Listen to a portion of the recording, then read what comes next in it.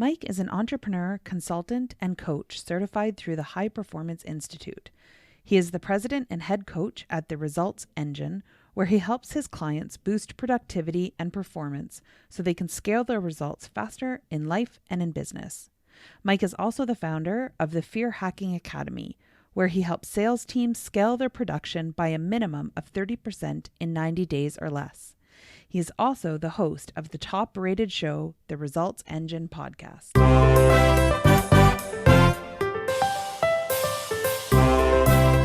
Welcome to Fox Talks Business Podcast with your host, Tanya Fox.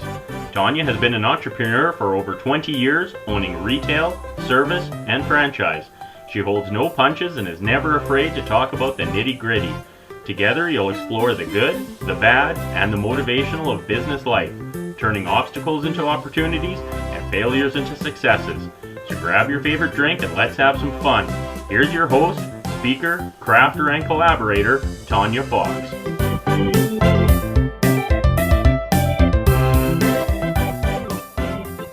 So thank you so much for joining me on the show today, Mike.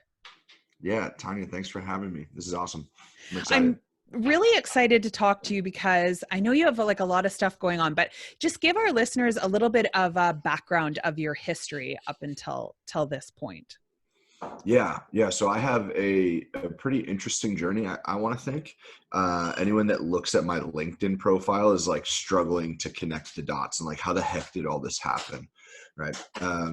But I think it's important to backtrack all the way to college in a weird way. And my entire college search was based entirely on where I could play soccer. Right. It was, I came from a family where it was very clear, like, hey, you're not going to go D1 unless you're also going to get a good education as well. So you're not just going to go D1 for the sake of good soccer. Like, you have to get a good education. And I somehow like dumb lucked my way into an engineering school.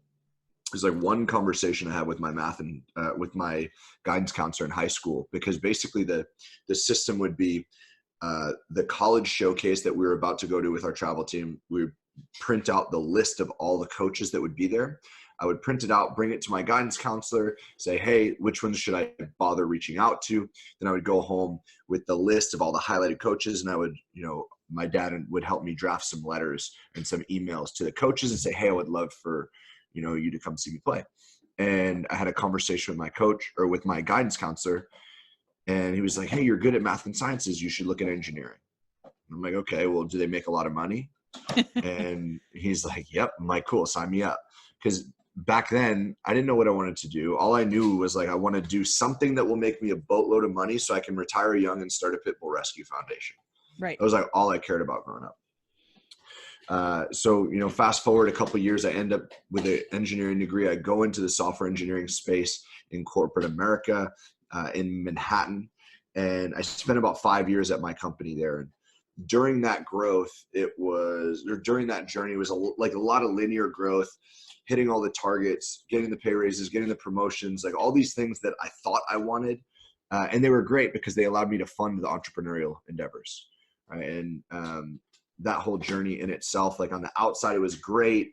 On the inside, I was broken, and I'm happy to jump into my journey with anxiety and panic if that's valuable for folks. Yeah, absolutely. But yeah, it was a great opportunity to make a bunch of money, be able to go to the events, join the masterminds, hire the coaches, and literally pump all of that money back into myself, and just relentlessly invest in myself. And the coaching and consulting was the third company that I started while I was in corporate, and built that for about a year and a half as a side hustle, doing the whole 5 to 7 a.m., 7 to 11 p.m., selling the middle chunk of my day to the corporation that I was working for. And after about a year and a half, I took the business full time and haven't really looked back. So that's a lot, but there might be some cool areas for us to dive into and share some value. Absolutely. Yeah. And I think I do want to dive into a little bit of being in that corporate world, because we see that a lot, right? People will look at people who are, say, higher up in companies, and they just think that's where I want to be. That's what I want to do. They look so content. They're making money. They have a good, they have a good title. They have everything.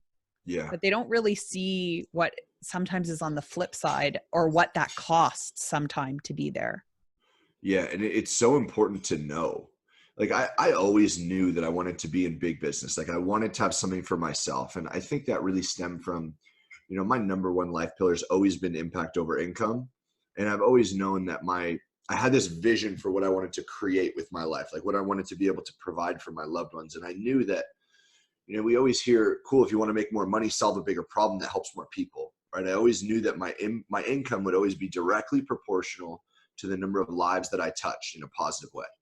So if I wanted to create the reality that I wanted for my life, for my family, then I needed to solve massive problems. I needed to serve at a really high level, and I needed to be able to help a bunch of people. And I knew that what I could have made in corporate America, it just wasn't going to provide that for me. And I'm sure there's a little bit of the competitive side of me that's like, screw you, don't put a price tag on me, because I know that I'll exceed the number no matter how high it is. Right. But yeah, it was just like, it didn't align with what I wanted. And for me, I was in a situation where I was looking at, so let me backtrack. I'm kind of ranting here. I knew what I wanted to get out of corporate, because I knew that I needed to focus on the skill sets I could develop. Right. And the big picture was always get out and do my own thing. So I knew what I could kind of like pivot my focus to maintain sanity while I was working on really difficult stuff or really annoying stuff. And as I saw myself growing through there, and as the company evolved, there were some acquisitions, like a lot of yellow tape, a lot of the big like corporate stuff. And, I kind of looked at, well, what will it take for me to continue to grow once I hit that, that senior engineering title? Like, what would it take for me to get past it? And it was just a bunch of like, I would have had to get way better on the technology side of things, which I just knew wasn't in alignment with what I wanted to create. Like that wouldn't have served me. I had already gotten enough technical skills to serve me in the roles that I wanted moving forward. So for me, that was kind of the moment where I'm like, okay, maybe I pivot now. And maybe I just continue to focus on the soft skills, working with people, which frankly engineers aren't good at. So I always like clung to that, because I'm like, cool, I'm a pretty good engineer, like above average engineer, but I can communicate way better than the majority of them. So I knew that I could ride that. Right. But yeah, I knew that what it would take for me to get to that next level in my position, it wasn't worth the time and energy for what I wanted. Having that clarity was really, really key. So when you finally decided to make the decision, like talk a little bit about what that was like to make the decision to leave that world, because of course, when you were up there, you knew what your wage was, you knew what your income was. So there's always that weird divide when you decide to switch to becoming an entrepreneur, because it is kind of like, it's tough. Fishing with dynamite. You're going, I hope this works. Yeah, exactly. And that's kind of why I started as a side hustle, right? I'm like, cool, I got this big salary that can fund everything else, and I can afford to, I can afford to make the investments. I can afford to test the business model that might not work, right? And I did that for a long time. But I didn't expect to spend 5 years at the company, and it's interesting, like it actually, in a weird way, it took me going down to Fiji, climbing a 50-foot telephone pole in torrential downpours for me to have this like realization that like, it was like groundbreaking for me. And I'm like, cool, got to give my notice as soon as I get back. So I was down there for an event that was Tony Robbins' Life and Wealth Mastery. And there was just the pole climb, as they call it, was the exercise. Like a lot of people think Tony Robbins, cool, unleash the power within, like firewalk. And this was that event's version of the firewalk. And for me, I also had some really, really messed up money mindset going on that I didn't realize. I thought I had a really powerful view of money. It's like a tool. It provides opportunity. It's all these things. Turns out it was really, really negative, but it was like subconsciously negative, because like you alluded to, it's difficult to walk away from the big salary, especially when you live in New York City, when rent is super high. Right. And I was like, cool, well, if I'm going to walk away from a senior engineering salary, I got to make $100,000 in the business before I can even think about it. Right. Now in the same thing, at the same time, like all I wanted was to leave corporate. All I wanted was, to be able to do that. So when the only thing in the way of everything that I wanted was money, all of a sudden intrinsically money becomes everything. Right. And I didn't realize that. So you pair that like revelation with, I don't know, climbing a telephone pole in torrential downpours, like sideways rain in Fiji. And somehow I was just like, okay, got to do it. And I gave my notice 6 days from when I got back. So long overdue, but I was able to get myself out of my own way, actually put pen to paper and get clarity around like, what's the actual situation? Like what needs to happen? Can I go right now? And what's my runway look like? And yeah, just started to bring it to life. So tell us a little bit about what you're doing now. Like, so you've left the corporate world, and tell us more about what you left it for. Yeah. So I'm in the high performance coaching space. So I work with a lot of small business owners, sales pros, agency owners, and basically help them kind of collapse the time windows.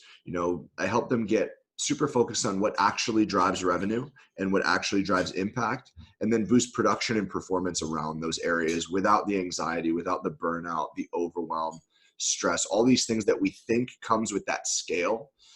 That's really what we do in the results engine. So it was actually something I resisted for a really long time, probably about 3 years. It was like, nope, not going to be a coach, not my thing.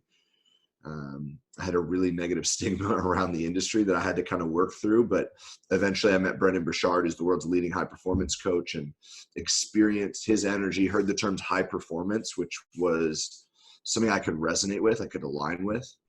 And that gave me like the permission, I guess, that I was seeking to jump in. And I literally wrote the curriculum to Fear Hacking Academy, which was my first program, on the flight home from that event. So, yeah.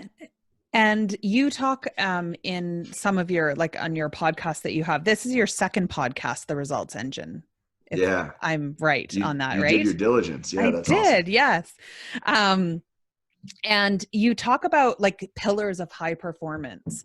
And you also talked a lot about on it of like experiencing panic attacks from guilt of not working. And I think that's a big thing these days, because we hear a lot about, self-care, taking time for yourself, but people are doing that, but also with a lot of guilt of going, I should have been working, or I could have accomplished this. And so how did you kind of overcome that? Yeah. Or how do you work on that, I guess? Because it's something you continuously work on. Yeah, I love the reframe that you just did, because like, I don't think that you ever like solve anxiety. I think that we kind of just figure out ways to deal with it and like figure out how we operate best. And, for me, like I haven't experienced a full blown panic attack in many, many years, but in my early 20s, I was, I don't know, it was like 2014. So I don't know how old I was, 24 maybe. And at the time, I was living on the Upper East Side of Manhattan. I had the luxury apartment. I had the high paying salary. Like I had everything that I thought I was like needed, right? Like I thought those were the things that I wanted. And like I mentioned before, like the trajectory through corporate was really, really fast. It should have been faster, but there was a lot of corporate yellow tape that was slowing me up and it was pissing me off. And during that time, I was also building businesses. Like I was building businesses the entire time I was in corporate. I don't know why. Like I was making really good money, but I've always been that person that wanted to create. Like even back to 5th grade, I created a duct tape wallet company, and like took 2 buddies on to like quote unquote scale. Right. I think we made a couple $100, but like what the hell do I need that money at 15? Like, no, I was 5th grade. I'm like 11. I think. I don't even know how old you are in 5th grade, 10 or 11. Like, if I wanted to go to the movies, my parents would have dropped me off and be like, here's $10 for the movies. Like, so that's a lot. That's a lot of money for someone that age though. Yeah, exactly. $100 is, I know. So I'm like, this is awesome. And by the way, we had the best duct tape wallets in the game. I had like Velcro latches, like vinyl I have one on my desk where I usually do these interviews. And It's awesome. I'm gonna start using it again, but it's almost like an antique. Either way, so I was always trying to create, right? And the big thing for me was I didn't realize that I had no idea what productivity was. Zero clue. I thought it was like doing things and being busy and getting things done. And I didn't realize that doing things didn't matter if the things I was doing didn't matter. Right. Right. It sounds like a silly phrase, but if we really boil that down, it's so powerful. And that's really what productivity is. Like, it's understanding what we need to be doing to get where we want to go, and then prioritizing it properly, and then being effective with the time. It's not just doing a lot of things. And then you pair that with a very negative view of the landscape of social media, which at the time I didn't realize that it was completely a highlight reel on Instagram. So Yes, I was looking very at the much. people that I thought had what I wanted, and I thought I was looking at the blueprint, but I didn't realize I was only looking at the wins. Like, they weren't sharing the losses. Yeah. So when you pair those two things together, like, it's a recipe for disaster. I felt like if I wasn't working 48 hours a day, I wasn't being productive enough, and it just really, really set me down a tough path. And, I struggled a ton with anxiety and debilitating panic attacks that would set me in like 2 to 3 day funks. And it frankly, it like sidelined the business I was building at the time. And, I'll never forget January 1st, 2014 was the first day that I ever experienced like a full blown panic attack. And I remember I was watching Captain Phillips. I freaking hate this story because I was so excited to watch Captain Phillips for like so many years. I'd like been procrastinating about watching it. And I finally was sitting down to watch. It was New Year's Day and my roommate was out of town. And all of a sudden I start to go into this crazy attack. And for context, I had no idea what anxiety was. I didn't know what panic attacks were. I had no idea what was happening to me. I'd never met anyone that had gone through what it was going through. Nothing. And so you can imagine, like, for anyone that's ever experienced this, by the way, like, it feels like it's 1,000 pounds on your chest. Yeah. Like, it's a very physiological It feels like you're issue. dying. Yeah. Or 100%. about to. Yeah. And, I'm in the middle of watching this movie. I'm like, shit, like, what's happening right now? And I remember I picked up the phone and I called my mom because my roommate was out of town. And, at that time, like, you kind of seek connection. Like, I don't want to be the kid that calls 911 on myself. Yeah. Like, maybe I'm just overthinking this type stuff. And I'll never forget, I had to press mute on the phone because I was face deep in a toilet in the middle of this attack because it was so bad. And I didn't want to freak my mom out any more than I already had because I'm sure she could tell from my tonality. So, it started this year-long process of going to the doctors, getting my chest x-ray, doing the breathing tests, all of these things, because I thought I literally like couldn't breathe. I thought it was my lungs because I had no context.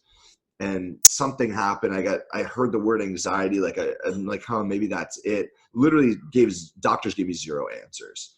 And after about a year, I'm like, okay, well, let me reverse engineer. And every single time without fail, 1,000% of the attacks occurred when I felt guilty for not working. Mm-hmm. Right. And it set me down this rabbit hole of productivity. And I'm sure that undoubtedly opened my eyes and my ears to the world that I'm now blessed to be a part of. But that was the start. So I always joke that like productivity was my gateway drug to high performance because it's just one fraction of what we do now. Yeah. But, it's only one of the pillars. It's maybe 20% depending on how you quantify it. But for me, it's such an important piece. So I love that part of the work. And I had alluded to before, and then I totally took you off track, but tell us a little bit about the pillars of high performance and what those all are. For sure. So when I'm working with, a client, whether it's one-on-one or group in this certified high performance coaching work, we really dive into 5 main pillars. So those are clarity, energy, courage, productivity, and influence. So clarity is like the cornerstone habit. We can think of a rising tide lifts all ships, right? Clarity is the rising tide. But when that tide goes out, the ships go down too. So everything kind of rises and falls with clarity. It's almost like a magnifying glass, I guess you could think, like that amplification source. And the good news is seeking clarity is not difficult. High performers just do it more consistently and more frequently. Right. So a good example is, I love this example, like Oprah starts every meeting the same way. And it's, what's our intention for this meeting? Seems so simple, but everyone gets on the same page. There's immense amount of clarity about what that time frame needs to look like.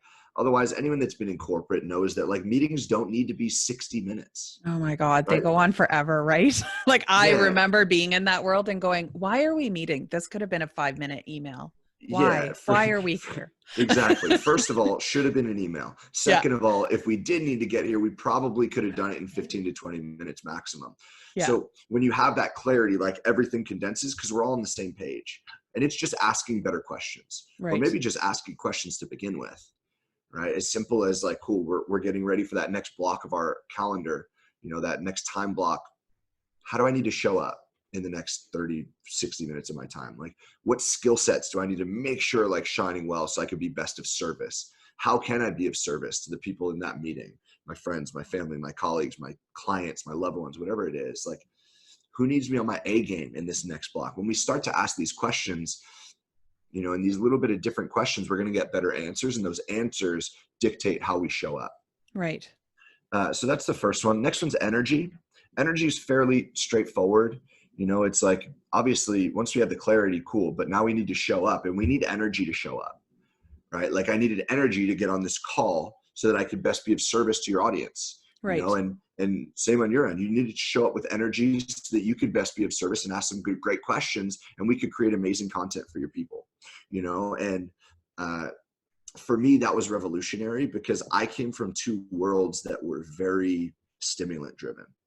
In the software engineering space, the running joke was, to this day, it's still engineers turn coffee into code. Right. The language literally the language I started in was called Java. So take that for what it's worth. Yeah. And then the other side of my life is the fitness industry, which the supplement space in the fitness industry, it's like the wild, wild west. There's not very much regulation. There's synthetic stimulants in every pre-workout. So I came from the world of, you need more energy. Well, you got to consume something. Like Right. you need some sort of external stimulus, whether that's like, cool, I need to write more code, got to go to Starbucks, or got to crush this 5 a.m. workout, need my pre-workout or I'm not getting through it type of stuff. So understanding and like reframing it, that understanding that our body is similar to a power plant. Like we don't need to go and acquire energy everywhere else. We just need to convert it. Right. And we could generate it through breath work, through taking care of our body, whatever it is, and understanding that we can use that to toggle our energy up and down as needed was mind-blowing for me when I first got into this space. And I love that piece of the work. So that's the second one. Clarity, energy, courage. Obviously, high performers are just remarkably courageous with how they show up. Mm-hmm. Like, let's be real. If people are listening to the show, Tanya, it's because they want to grow. They don't think like everybody else. They want to improve something, right? And they want to create something amazing with their lives. And they know, people like you and I know that takes getting out of the comfort zone. Yeah. That takes courage. It takes a lot of courage, and high performers are remarkably courageous with how they show up. So that's the next one. Productivity is, I already jumped into that. That's my baby. I love that. And it's not just, I used to think it was to-do lists, getting things done. To-do lists, by the way, they're great. They're great tools. Problem is, like, anyone that's ever done a to-do list, you've done this. And if you say you haven't, you're probably lying to yourself. We've all written something on the to-do list that we already did just so we could check it off. Oh, for sure. Everyone's done it. And the reason for it is that checking it off, that triggers a dopamine hit, which becomes addictive, right? Now, the bad thing is if we don't have clarity, right? If we don't know exactly what needs to populate that list, what needs to go into it, then it's going to fill up with the stuff that doesn't matter. Yeah. Right. And maybe it needs to get done. Like maybe it'll go like laundry or grocery shopping. Maybe that needs to get done, but maybe that needs to be delegated, right? Or outsourced in some capacity. So all of a sudden that list starts to populate with stuff that is not the highest priority. And it's because we're getting addicted to that dopamine hit. Conversely, if we can get that clarity and understand what deserves our time, like what's worthy of our time, then we could leverage that dopamine hit to actually drive production on what's going to move the needle forward. So that was a really, really cool piece. And I love that part of the work. And then the last thing is influence. Like high performers are just remarkably influential with what it is that they do. We look at all the people that we're looking up to, whether you love the entrepreneurial space and you're looking up to the Elon Musks and the Jeff Bezoses and those people of the world, or like whatever it is. Maybe it's the sports industry, right? You're looking up to like LeBron James and Serena Williams and all these amazing athletes, right? They're all remarkably influential, whether it's with their fans, their audience, their team members, their businesses, their employees, their clients, all the above. They're remarkably influential. So that's the last piece that we really dive into. And happy to dive into whatever will be valuable for your audience, but that's like the spark notes, I guess. Yeah. Yeah. And I think it's true about like the productivity piece. Cause I know I used to I could write a to-do list. Let me tell you, I could fill it. And so now I just kind of do a brain dump. And at the beginning of the week, I'll write every single thing I think I need to do. And then daily, there's 3. I have 3 things that I have to accomplish. Why 3? I'm curious. I don't know. I have no idea. Because I'm the same exact way. And I think it's just because I love the number 3. I don't know why 3. I just went, I'm only going to pick 3 things. So it really caused me to have to sit back and go, what is a priority? Like, what do I really want to have on the list? Because I only have 3 spots. So, and maybe it's gold, silver, bronze. I have no idea. I should look back on my lists and see how I write them down. But I gotta show you this for anyone that's not watching the video. I'm sorry, but I built out a planner for it that I'm like kind of beta testing, and because I want to create a physical product. But for me, today I must do everything is 3. By the way, everything 3 things I'm grateful for, 3 30-day goals, and 3 things that must get done today. So I love that. I'm in alignment with you. And I don't know if it's just that it might be the gold, silver, bronze mentality that's always in my head, but yeah. Hey, if it gets you to prioritize what matters, like that's it. Again, because I used to be stuck on that. And I think you're really right on that. I remember years ago that I would be stuck on how much stuff could I cram in a day. So that if somebody looked at my day and said, what did you do today? Or if I came home and somebody said, hey, like, how was your day? What did you accomplish today? I could have this huge laundry list of stuff.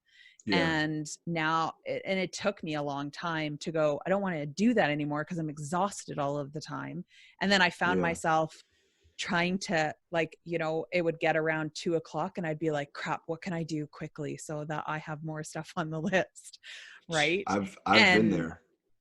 And I think that a lot of people are there. A lot of people try to, if I'm busy, you ask people like, how are you? How are things going? Oh, super, super busy, and you're like, And I remember I don't even remember who it was. I just remember being on a flight and there was a gentleman in a suit. He just looked really important. He was an older gentleman. He just had this air of importance to him. Yeah. And I remember asking him that question of how are your days? You must, it must be crazy. And he was like, no, I worked until like noon and that was it. I was like, I want that.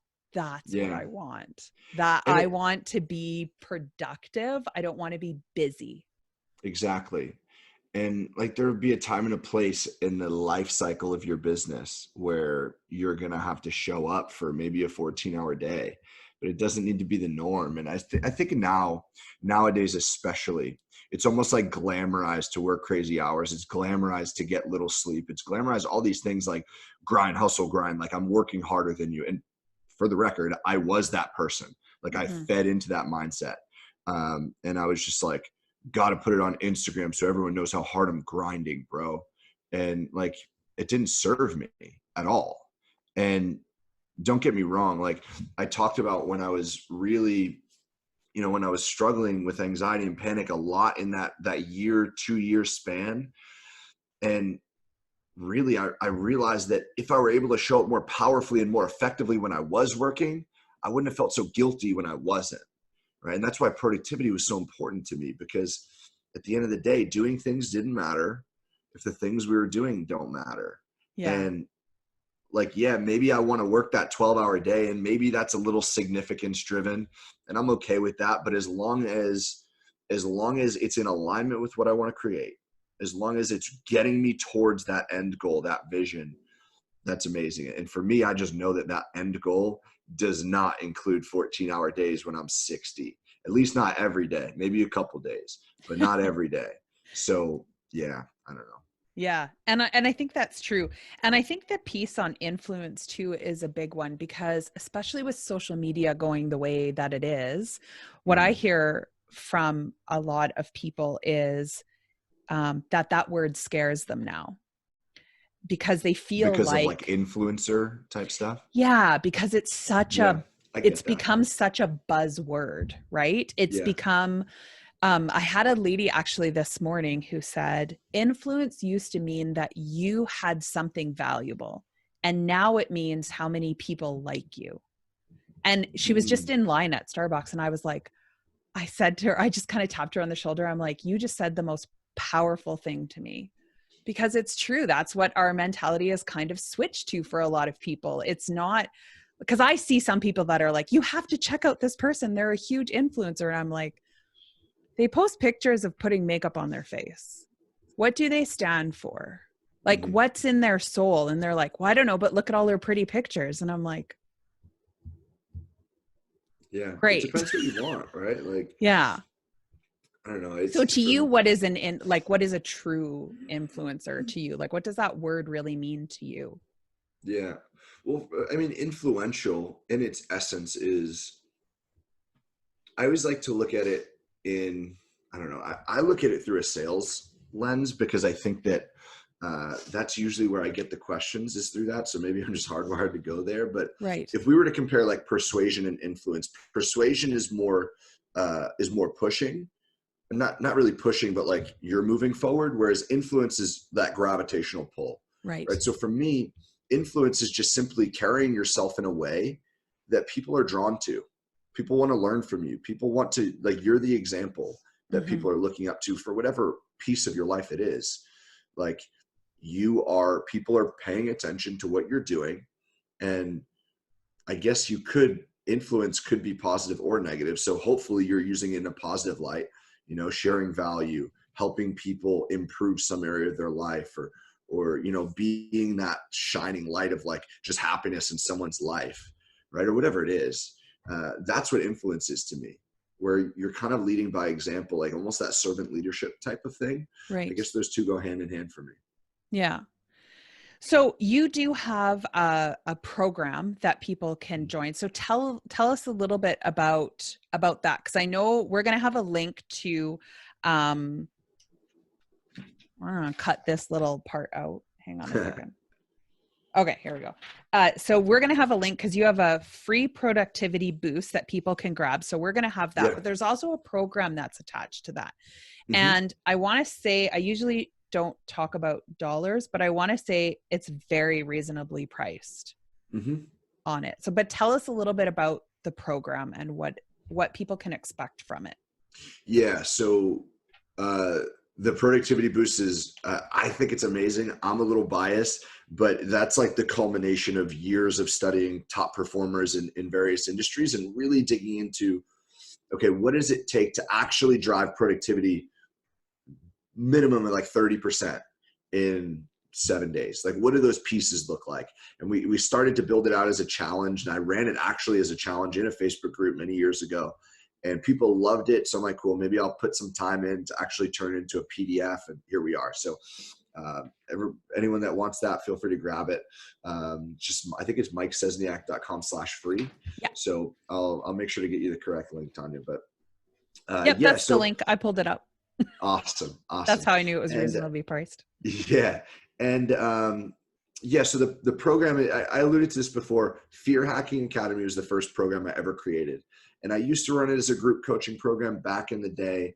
Now it's kind of like the skeleton of some of my higher ticket programs. Right. But I decided, okay, cool. Well, I wanted to create something where I could serve at a high level and do it in like a digital product type thing. So I took all of the content that we created, threw it in a digital course. It's a 6-week course. And yeah, so that's the program you're talking about. But what that is when we talk about fear, almost everybody hears that word and they inevitably go immediately to negativity. Right. Think like fear of heights, fear of the dark, fear of spiders, right? All these things that paralyze us. But what's interesting is when we really break down the decision-making process, and I always look at this through a business lens. This program that I'm sharing about right now, it actually started as me just trying to get back my like life stuff back. And then I pivoted into business for myself before I understood how any of it worked. And then I figured out how it worked. And then that happened to be like 3 months before I met Brendan and dove into the coaching space. Like, great example of how life's happening for you and not to you. Right. But when we really look at decisions, they're emotional, they're not logical, right? And the fact of the matter is most of us know what we're supposed to be doing. If we really think about it, we know what we should be doing. Yeah. But we're not doing it, right? Or we're dragging our feet, or we're not doing it at the level or the intensity or the speed at which we could, or we know we should. So why is that? And when we really boil down life just comes down to your decisions, right? It's the decisions that you make that dictate your reality that we've created for ourselves. So if we can hack that decision-making process on the premise that decisions are emotional, they're not logical, right? And by the way, in that, running away, like fear it comes down to pain versus pleasure, and avoiding pain is far more powerful than seeking pleasure, right? Right. And that's where fear comes in, right? That's avoiding pain. So if we can hack that, and we could do it around a structured set of action items that we know will drive the needle forward, well, then we can really shorten the window between point A and point B, with point B being the result, right? So fear hacking is like that ship between the islands. It's like, well, how do I get to island B? Well, we could swim, but that would take a long time, right? Where we're fighting the decision-making process. We want to get on Netflix and chill and all this sort of stuff instead of sitting down and writing that piece of content or finding someone to shoot the video for you, right? And all these sort of things, and getting out of the comfort zone. So that's really what it is. It's an educational program that first arms us with equips us with the understanding of why this works. And then we start to build out the blitzes together. So it's a process that changed my life, to be honest. Like, way back in the day, this panic, like I mentioned, the panic attacks, like they would set me on 2 to 3 day funks, Right. like really, really bad. And I would cling to personal development because I was still in that, like, I need to get something done mindset. And I'm like, Right. okay, well, at least I'm reading, right? And I'm so grateful that at least I had that. But I needed to get all the other pieces back. I needed to get the workouts back. I needed to get some of the business items back. I needed to get the meditation back. And this was a practice that I would deploy for myself without having any idea how it worked. I didn't care. I just knew that I was getting my life back from coming out of these tougher times. And then I started to pivot it more towards business. And I wrote a blog post about like the stuff that we were able to do in 12 weeks. And it was like, the numbers blew me away. So yeah, it's a really cool practice. I'm super excited about it. Hence why I've ranted for probably like 5 minutes about it. But I think it's super versatile, you know, and that's what I love about it. That's what I love about all this work. Yeah. It's the same skill sets that helped me achieve the corporate climb. It's the same skill sets that helped me, you know, take the business full time. It's the same skill sets that got me in the gym and have helped me deadlift over 550 pounds. Like, it's all the same. And we just need to figure out how to move it into different areas. And fear hacking is the same exact thing. It's a skill set we can deploy towards anything that we want to boost production in. Yeah. And I think that's true. Like that, I think was one of the biggest skills that I only learned after I got out of the corporate world, was realizing that now I get excited when I get scared of something. You know, Yeah. like if I'm going on stage, people always go, "You're just so comfortable." And I'm like, "Oh no, like I'm almost feeling like I'm going to throw up backstage, Yeah. but it's exciting now." Like instead of thinking of it of, "Oh my God, what happens?" Like now I'm like, "Oh, this is going to be exciting. Like it's going to be Yeah. awesome because I'm scared. So that's good." You know, that's a Yeah. good thing. Exactly. My speaking coach used to tell me, nerves just mean you care. Yeah. Like it just means you care about the message, you care about the people you're trying to deliver it to. And And then there's also all those people that say like nerves and excitement are there. Your body doesn't know the difference to it. So if you could tell yourself, oh, I'm excited. I've never done that, so I don't know if that works, but did you do that? Is that how you've kind of transitioned that? Um, I think it was, I wasn't nervous once. Like I really, like I was before, and I didn't feel it at all. Yeah. And I got up on stage and it was horrible, horrible.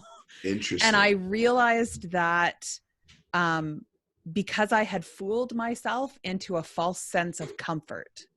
Like I was like, I've got this. I've done this speech thousands of times before. I'm going to rock this. It's going to be great. But it was a false confidence. And I Okay. realized that I needed that. Like I needed to realize that I never wanted to get to a point where I didn't care. Like that I Mm. wasn't like, I got to go out there. This has to be my best talk ever. I have to, I have to give it my all. And I wanted to still have that initial feeling of like the first time I ever went out. I Yeah. wanted to give people that much energy and that much care and that much passion. And so for Hmm. me, the fear, like my fear almost pivoted to losing that sense of really wanting to give my message and to be able to touch and to be able to connect with other people.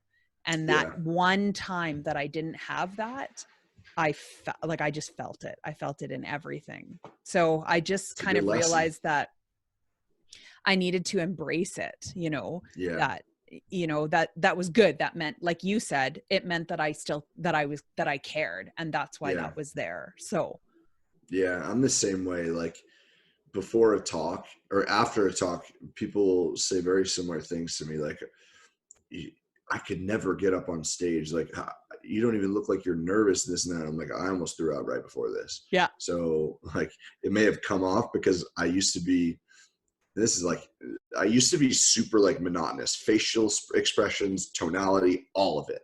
Yeah. Still very much so. But I've had to work really, really far or work really hard to get this to this point. And maybe that helps me mask those nerves. I don't know. But yeah, I'm the same exact way. And And I just think it's, there. to me, I love it. Like sometimes I'll get off. I remember once I did the very first time, and I had spoken for, I don't know, 12 years. And then my Hmm. husband saw me once speak because he usually never Okay. comes. And he came once, and I was Yeah. so nervous because I know he'll say you were crap. Like he'll have Oh yeah. no He'll holds give barred. you the Like he would truth. tell me the truth. And I got off stage and people were like, "Oh my God, you were hilarious." And I was like, I looked at him and I'm like, "What? I don't even know what jokes I said. Like, was I inappropriate? Like, I honestly blacked out. I don't even know." He was like, "Well, you made some jokes about me." I'm like, "I did? Like, what?" Oops. So when I watched, luckily it was a recorded thing. And when I watched the tape back, I was like, I don't remember. Those were good jokes, but I don't remember saying them like at all. You're in a Like, flow state.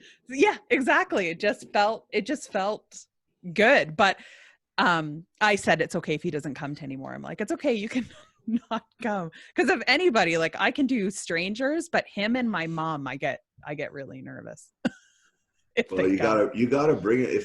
If it worked out well, you gotta bring them to the big talks then. Yeah. Like when I make it, I said, it's why I don't go into comedy, because you're half my skit is about you. Yeah. And Yeah. it's not all that nice if you're sitting in your seat. It's hilarious in my seat. Exactly. So I love all of that we had talked about too, and about the successes too, about not seeing behind people's successes. When you were talking, Mm, I'd like to expand a little bit more, into that, because I think it's true. We see so many people, on social media and stuff, that everything looks picture perfect, but we don't yeah. see that um, authentic, full picture. How important is that to you, that you give that to your, audience, that, It's because you're everything. willing to share about your panic attacks and stuff, but Yeah, it's everything. Man, the first video I posted about that, I recorded it like 3 times, and I like sat on it, and then I finally I pressed record, turned my phone on silent, and went to the gym for 3 hours. I'm like, nope. I intentionally made sure. When I was living in New Jersey, I used to work out at a very small powerlifting gym. And, it's the type of gym like door code access 24/7. Like you can go in at any hour, plug your phone in, blast any music you wanted as loud as you wanted. Right. I made sure that my phone was the one plugged in, so it would be away from me. And I wasn't checking any of the Facebook notifications because it was scary as hell. And, but I knew that it was important to be of service as I wanted to move into this space. And, but yeah, to answer your question, it's everything to me. Mm-hmm. And frankly, it's something that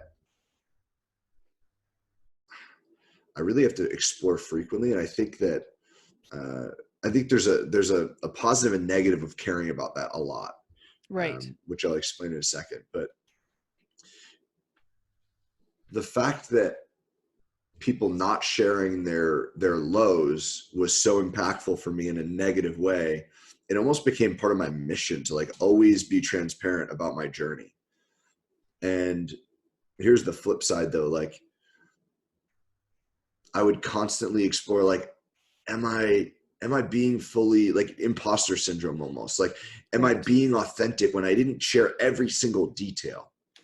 And I think that it's a good question to ask, but it's important to reframe it because, like, I think vulnerability is a keyword. It's another buzzword, like influencer. Everyone's like, you got to be vulnerable. It's like, don't be vulnerable for the sake of being vulnerable. Yeah. It doesn't serve anybody, and people see right through it. And then frankly, it just hurts your brand. But I guess the question to filter it is, why am I going to share this? And will it be of service? Will it be in service to the people that I'm sharing it with? And if the answer is yes, definitely consider sharing it. So not everything makes it to social media, but I do my best to not make it seem like it's all sunshine and rainbows. And that's a lot of the reason I started my podcast, by the way, because when life inevitably punches you in the mouth, it's important to know that you're not alone in that space, especially in entrepreneurship. Like, yeah. When you're doing things like we did, like you're jumping off a cliff and you're trying to build the kite on the way down, and all these things, like trying to figure out how to build a parachute as you're jumping off this cliff, or whatever the saying is. I don't even know it. But like when you're doing these things and society's already pushing you, trying to shove you back into the box, right? It's hard enough to fight that off. So if you pair that with hitting one of these rock bottom moments and not realizing that's just how entrepreneurship is sometimes, it can be really, really difficult. So it's a topic that's super, super important to me. And I do my best to be as transparent as possible, at least in what will be of service to people, to make sure that, it's not like you're going to leave and start a 7-figure business immediately. That's not how that works. And even if you did, you're going to experience a whole new subset of problems that are going to feel like rock bottom. And it's important to be surrounded by the people and the information that will actually tell you how that is. So that's why I love masterminds. And that's a whole different topic, but like, it's a really, really important piece of my life. And I'm super grateful for the people that I'm around, but it's all the same idea, right? Like making sure that people know what's actually going on, so that there's no like false hope, I guess. Yeah. Oh, I love that. And I like too that you said one of the most memorable pieces of advice you received was that if you want to make more money, you have to help more people. Yeah. And I think that's, I find that we're getting back to that as a society, but I think that's true. It's, how, like, you want to help yourself, obviously, but it's also who you can bring along in the journey. My dad always said that, like, it's a lot more fun to go places with a busload of people than it is trying to go by yourself on a tandem bike. Oh, absolutely. Which, by the way, he actually made me ride a tandem bike, which is brutally hard by yourself. Is it difficult? I've never, by yourself. By yourself. So he's like, if you want to know what it's like to go somewhere alone when you should have somebody else with you. So we rented tandem bikes. I had to try to. That's so cool. It's the weirdest thing because you think it's a bike. You just get on it and you would go. But when you don't have that person, it just feels weird. Yeah. Like it was just tippy. That's and it was cool. But it was, it was really a big life lesson because I was like, you're right. The journey it's better. It's more enjoyable when you have somebody to share it with. That's such a good illustration. And yeah, that lesson for me, it came back to a book that absolutely changed my life, which is a book called The Go-Giver by Bob Berg and John David Mann. And I was fortunate enough to be able to interview Bob a couple of weeks ago on the podcast. And that was like such a treat for me, because I've recommended that book more than any book in the world, more than Think and Grow Rich, more than Magic of Thinking Big, more than Rich Dad Poor Dad, more than How to Win Friends and Influence People. Like all the OG greats, Yeah. they are great, but I've recommended this one religiously and relentlessly more because it was that impactful for me. Right. And one of the powerful lessons in that book was that quote I mentioned in the beginning, which is your income will always be directly proportional to the number of lives that you touch in a positive way. And that's not always something that, you know, we really want to hear. You know, we look at some really impactful work. A great example is like a school teacher, you know, and I would argue that they're grossly underpaid. But if we look at it through this lens of that quote I just shared, we're impacting 30 kids per year, right? So he shares a really good example in the book of this woman who transitioned from school teacher to building an online education product that now helps millions of people around the world every single month. And all of a sudden her income skyrockets, right? Because that impact is far more widespread. So we use the same skill sets, we find different vehicles to impact more people, right? We solve a bigger problem at much bigger scale, and the revenue follows. So that was a really, really impactful lesson for me. And I think it's a really good lens to look at things through, because while it doesn't discredit the validity and the importance of that work, incredibly important, right? We're talking about like the future of our country, right? With the children. But when you look at the impact and not from an impact and not from the micro impact, like you could literally change that kid's life. And I'm not speaking about that. I'm speaking at the macro level, the number of lives, like the number of people, it's just night and day. And whether we think that's good or bad, like that's just it. The market is the market, right? And that's just the formula. So it gives you a really good lens to look at things through. It's like when you know what you want to create, you know how much money you need to generate that lifestyle. Cool. I need to solve a problem that's this big to be able to afford that. And you get to start asking different questions that will lead to different answers. Right. So tell us a little bit about the podcast, because you started, this is your second one, which I had said before, and you started it in December of this year? Yeah. Am I right? Yeah. Yeah. You did your research, Tanya. So I did. It's my favorite part about my job. I love it. So it's like stalking, but you're allowed to. Exactly. I mean, nowadays, the more that we get into the business world and you like prepare for a meeting or you prepare for like a networking opportunity, it's all stalking. It's just like socially acceptable. Yeah, exactly. Yeah. So I ran a podcast many, many years ago for about 2 years, had like 200 uploads, tens of thousands of downloads. It was called Learn, Grow, Earn. And it was awesome. It was like just conversations around the journey and like trying to arm people with really cool information and help them hack learning curves. And that was awesome. But I was building that as the side hustle. And it got to the point where one, I just felt like I was pushing out content for the sake of keeping an upload schedule. And two, I was spending a lot of time, energy, and financial resources to fund that. So when I started started to really grow the coaching and consulting, I shelved that.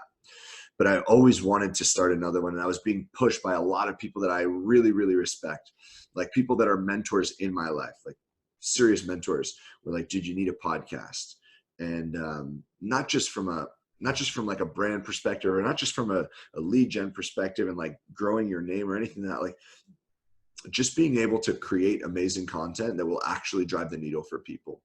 And you know, I always wanted to create something where, again, it's like the raw, authentic conversations are on what it actually takes. Yeah. There's so much fluff on the internet and like people regurgitating stuff with no understanding of how it works, having never implemented it, all these sorts of things. And I just really wanted to interview power players around what did it actually take? Because I know it wasn't all sunshine and rainbows. Yeah. So what did the lows look like? The highs are great for perspective, right? But what did the lows look like and how did you get to the highs? And really start to arm people with that skill set. So it's a lot of interviews, looking at things through a lens of high performance, I don't know when this is going to be going out, but in February, it's like the middle of January, we're recording. Starting in February, we're also going to be releasing, we do 2 interviews per week. We're going to be releasing a 3rd upload, which will be a solo episode. So a lot of the stuff we talked about today, like the tactical stuff, that's what we'll do those. So if you like this, you'll love that. Oh, perfect. It's just a huge passion project for me in 2020. And it's getting like the majority of my time and energy right now. So it launched really, really well. I've been blessed to connect with some amazing people that I've been like virtually learning from for so many years. And I'm just excited to see where it goes. The feedback's been amazing. So I would love to see as many people over there as possible. It's called the Results Engine Podcast. So wherever you're listening to this, unless you're watching the video, in which case go to your podcast player. But Yeah. wherever you're listening to this, it will be on there. Yeah. And we'll make sure we link to it as well so that people Thank can you. just have a quick click for it. I appreciate that. Thank you, Mike, so much for coming on. It was such a pleasure to get to know you more and to chat with you. I really, really enjoyed it. And I do really love the podcast. I had a chance only to listen to a couple. I only got through the first 3, but I really enjoyed it. So, and I'm going to go look for the other one that you had mentioned too, because now I'm curious about that. Yeah, definitely. It's on SoundCloud still. I looked at it the other day to be like, because I was like, I wonder if people are still listening to this. And I think it was at like 20,000 downloads. So I'm like, dang, that's pretty cool. Yeah. But yeah, definitely. I appreciate the kind words. Thank you so much for having me, Tanya. This was fun. Thank you. I felt like I could have sat and talked with Mike for another couple of hours. And after we finished recording, we did spend about another 20 minutes just sort of chatting and talking about a bunch of different things. And through all of my conversation with Mike, one of the most powerful things that I took away was when he said to me, doing things don't matter if the things you are doing don't matter. And when I first heard him say this, as I went through my head, I was like, what? That doesn't make any sense. But when I took a second to really sit down and dissect that sentence, I realized how powerful it actually was. So I challenge you today to sit down, and when you're doing things, whether it be your directional activities or crossing things off your to-do list, are the things you're putting on these lists, are the things that you're filling your day with, do they matter? Do they help you achieve a goal? Do they help you get closer to what your end result is that you want to see? Don't forget to head over to our website at foxtalksbusiness.ca. Click on blog at the top and you'll be able to see this episode and see all of the links where you can contact Mike, and as well that you could get a free productivity boost. And we'll have all of those links so it's quick, easy access for you. And head over and let us know what your favorite part of this episode was. And no matter what you're doing for the rest of this week, as I always say it with me, Foxy listener, make sure you're having fun. Because if you're not having fun, why are you doing it?